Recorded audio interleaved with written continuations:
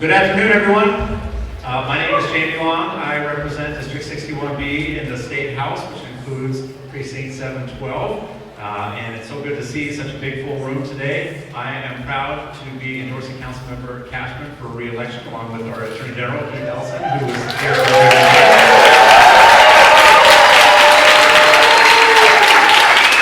I come to politics because of my deep concern about climate change. That's what motivated me. That's why I got into politics. And I can't think of a more effective leader at the city level for climate change than Councilmember Cashman, who chairs the climate infrastructure at the city level and has been a fierce advocate for moving our city towards 100% clean energy as fast as possible.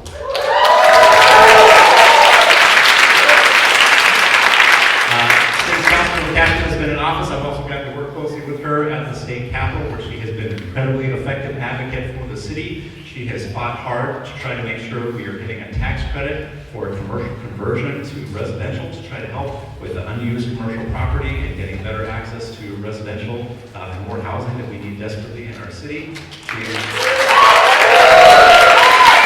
has also pushed to give the city more tax increment financing to try to attract more small businesses. And she came to the Capitol to testify on the 2040 law when that was under threat from court decisions to try to make sure that the state could step in to protect that really important protection for the city that we have. So because she's been such a champion on climate, because she's been such a great partner with me at the state Capitol, I've been so proud to support Councilmember Cashman, and I will turn the mic over to your city council member, Katie Cashman.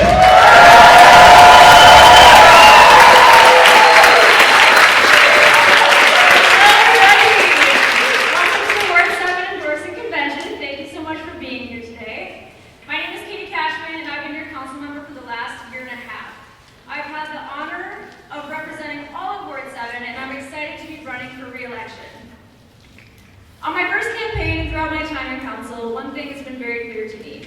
Ward 7 needs someone who will unify us, listen, and deliver. We need someone who will genuinely try to make sure that everyone's voice is heard. I've done the work to roll up my sleeves and meet the moment in our city. I'm proud of the progress we've achieved together in the first year and some months, but we still have a long way to go to make our ward a clean, safe, and vibrant place to live. I ran for City Council in 2023 with a vision for people-first policies to revitalize our city, and I'm running for re-election to continue delivering on that vision. In my time serving, public safety has been without a doubt the number one concern. As a leader, it's my job to take bold and meaningful action on this priority. That's why, during the past year, I voted to increase wages for our police, to maintain competitiveness with surrounding areas. For the first time since 2020, we have positive recruitment numbers for our police force.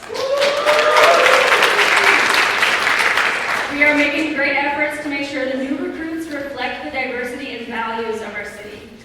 I've also done the work on the reform side to ensure we have solid community-based safety initiatives.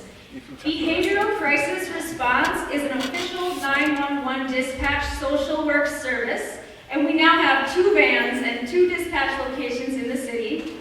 I have pushed for safety ambassadors not only downtown, but also in uptown. And I have worked with council members from across the city to advance crime prevention, gun violence intervention, and community trauma response. All of this contributes to a comprehensive public safety system. And this approach matters as we bring foundational safety to all residents and visitors of the city. The next most salient issue is to revitalize the commercial corridors of our ward. Following civil unrest and the pandemic, which hit Ward 7 businesses very hard. As your council member, I've been doing the work to bring business and commerce back to our city. The Vibrant Storefronts initiative that I authored has already incubated the creation of 5 new storefront businesses in Ward 7 in Loring Park, and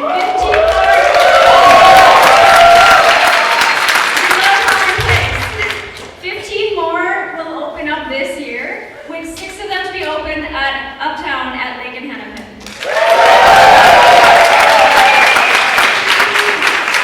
It's my job to ensure that our local businesses have access to city resources and support.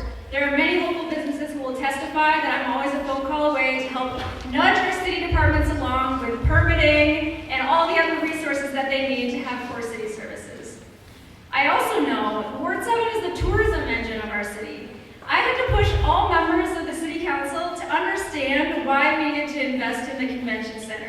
The convention center is the source of tens of thousands of hospitality jobs in our city.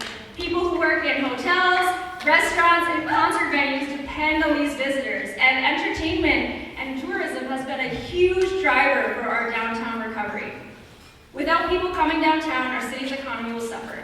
I have shown the council that downtown entertainment helps recover our tax base. Last year, our Downtown Assets Fund ended the year with a $90 million budget. So this is one of my top solutions to alleviate the property tax burden that so many of you have felt.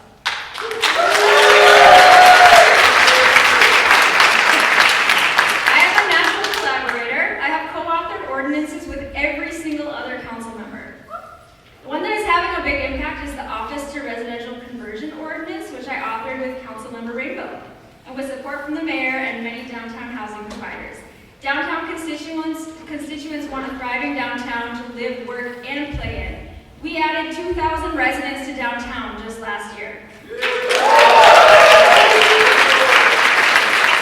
In addition to building new housing, I've also passed renters' rights like mandatory disclosures ordinance. I've also supported tenants unions like the Brentwood Tenants Union. And I have funded many new shelters to help the people experiencing homelessness in our city.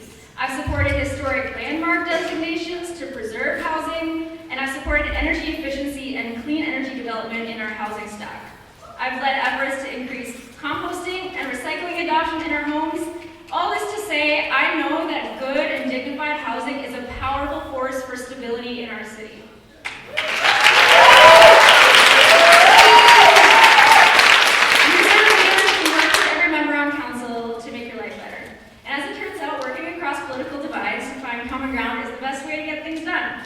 I approach governance with transparency and full integrity, and I seek to honor the majority of Ward 7 residents in every decision I make. But this convention is about more than just deciding who we want for our ward and for our city. It's also about what we want for our party, the DFL party. I'm asking for your support for DFL endorsement because I represent what DFL really means. D is for democratic. Democracy is a system of government by the whole population. And through my time on the council and my first run, I have expanded the electorate by knocking doors in every single housing type in the city. And it's my goal to do the same this year. We've seen at the federal level how big billionaires, corporate billionaires, millionaires, property companies, and special interests have tried to buy elections. At the local level, too, we also have shady organizations trying to interfere and buy our elections. That's not me.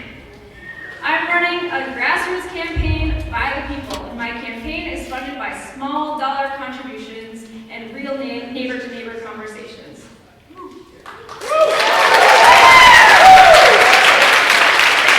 F in DFL stands for farmers. In Minneapolis, we don't talk much about the F in DFL because we think it's just for rural Minnesota. But right now, our food supply is being impacted by tariffs, and we need local food sources. I'm proud to have worked with the council to develop urban farming, piloting community gardens on vacant city-owned properties. We are now allowing food lockers near food shelves so people can access that food after hours. We are training food vendors in food safety about how to sell food safely on the street. And we are allowing boulevard gardening, which I authored with Councilmember Palmisano, Councilmember Jenkins, and Councilmember Chowdhury. In this work, and as chair of the infrastructure committee, we protect our tree canopy, water quality, and biodiversity in the process. Lastly is labor. There's a reason that I'm the only labor-endorsed candidate in this race. I have served with both unionized and non-unionized workers to ensure that they have fair wages and working conditions. Whether it be folks who work in trades, parks, concert venues, restaurants, janitors, security, taxi drivers, teachers, and grocery store workers, and more, I have stood with them to level the playing field of economic justice in our city. Minneapolis is a union town, and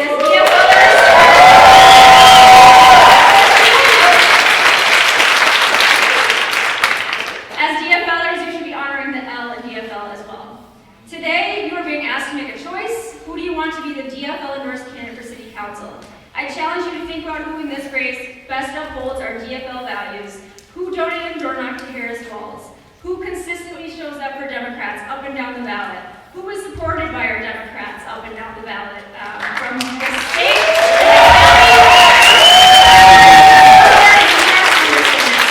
I have proven that I'm willing to roll up my sleeves and do the work to meet the moment. If re-elected, I'll continue to bridge gaps and fight for a more safe and prosperous ward. Thank you.